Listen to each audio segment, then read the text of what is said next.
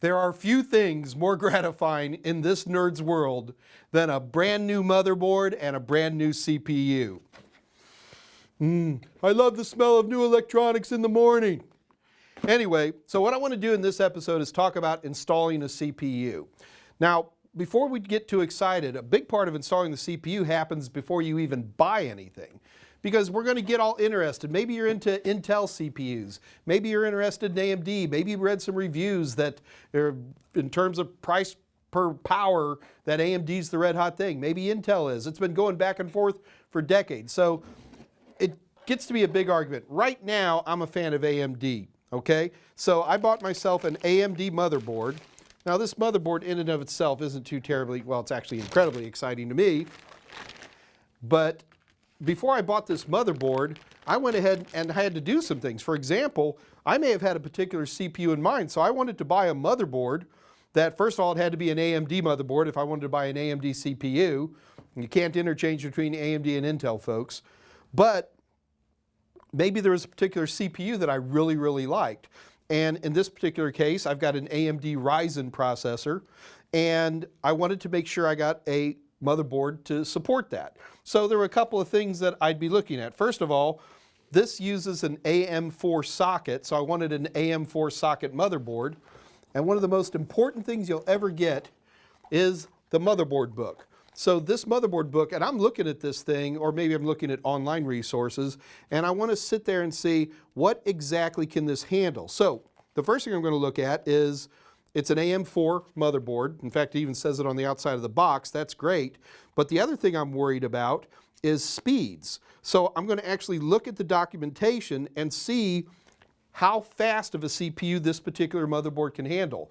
There are AM4 socket CPUs that would be so fast that this motherboard couldn't handle it. So this is just the kind of things you want to check. You're usually buying the motherboard and the CPU at the same place at the same time, and usually got a salesman right there going, okay, so you want to use this Ryzen here on this particular motherboard, you're in great shape. So that's literally how we go about that. Now, once I'm assured that I've got an acceptable CPU for this particular motherboard and vice versa, it's time for me to start putting things on here. So first of all, let's take a look right here at this socket AM4. Now this is what we call a zero insertion force socket, and they're all fairly similar in that there's some kind of bar that we lift up and it makes it ready for us to drop in a CPU. So that part's pretty straightforward. So what we're going to do here is we're going to grab the CPU. Oh, by the way, I own all this equipment, so I'm not using anti-static tools. If you were doing this in a professional environment, you'd probably want to consider using an anti-static wristband.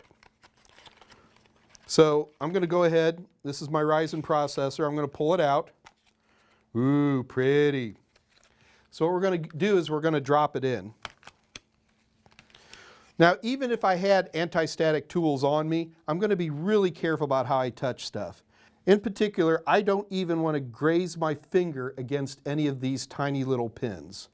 So we want to be really careful here. Now, let's take a very close look at this processor and then look at the ZIF socket next to it. If you look, there are notches in the corners here. All CPUs have an orientation, and they're only going to drop in one way. The problem is these pins are so fine that you want to try to get it right the first time or so. Now, I can see here, I don't know if the camera could pick this up, but this is kind of like a triangular notch. That's a triangular notch. That's a triangular notch. But this one's a little bit more square shaped. So that's what we call the orientation notch. And if I look here on the socket, I can see a square notch right here. So I know that this one has to line up into this corner.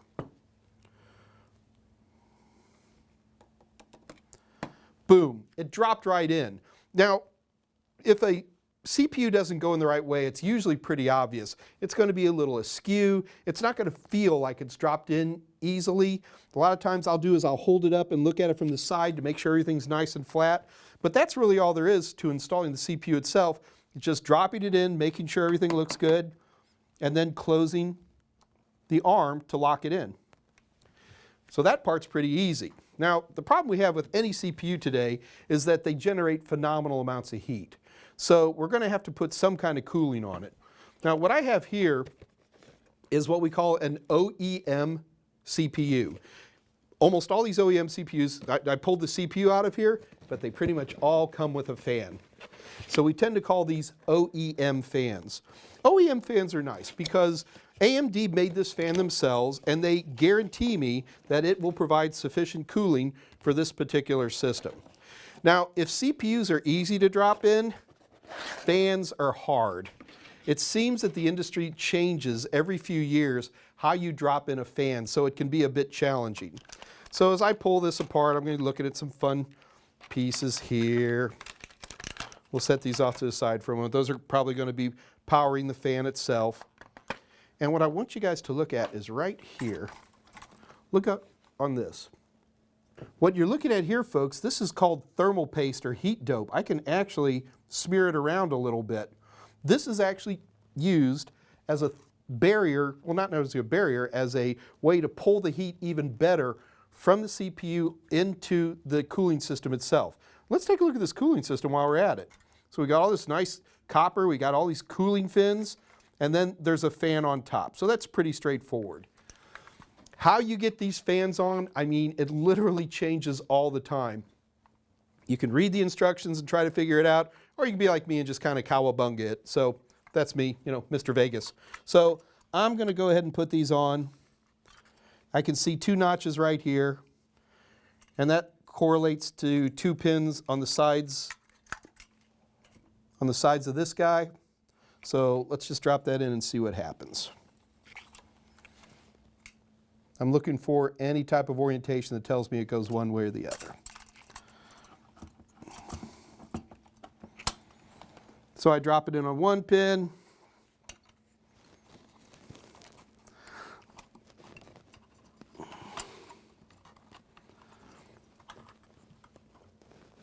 These things are always tight. Always, always, always tight.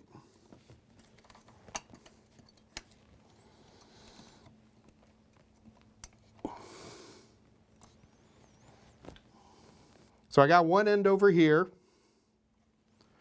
and on this guy, I actually got to lock it. Woo! There's a lot of tension on these, and this is typical. In fact, a well-placed fan, so you see it's hooked over on this end as well. So yeah, it took a little force. I even had to bring in a pair of needle nose, but that's okay. In fact, a well-mounted fan should be incredibly tight like this. Well, there's a lot of guys who are into performance who will do stuff, for example, they'll scrape that thermal paste off and then they'll polish the copper to the point where it looks like a mirror. Then they'll get their own thermal paste and reapply it.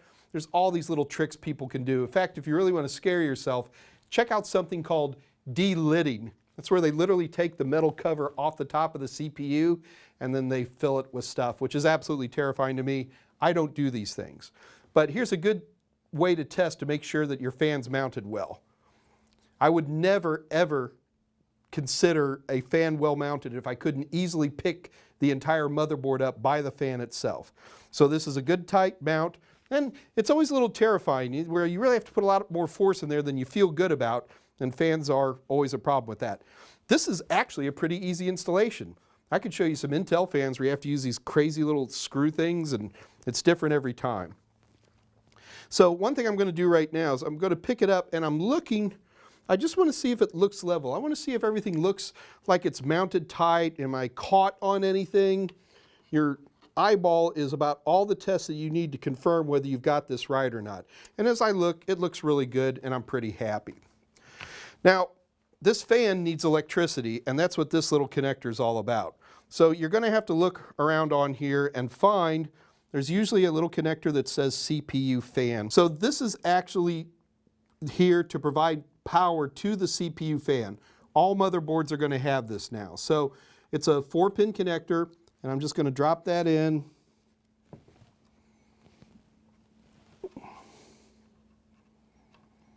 Yep, Mike Myers, popular computer guy, still has trouble and always have had trouble getting these things in. There we go. You can't put them in backwards. There's a little guide in there that makes sure that they're in.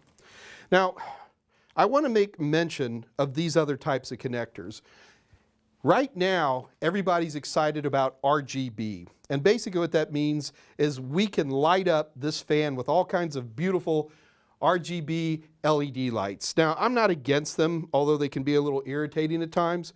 But if you want to use those, in particular, AMD is always going to provide a little connector like this for you to put them on. I'm going to skip them for right now because I'm not a big fan of the lights, but that's basically your setup. In order to test this, we're going to have to buckle on a few more pieces. So for right now, let's just hang tough and accept that that looks like a really nice installation for my CPU.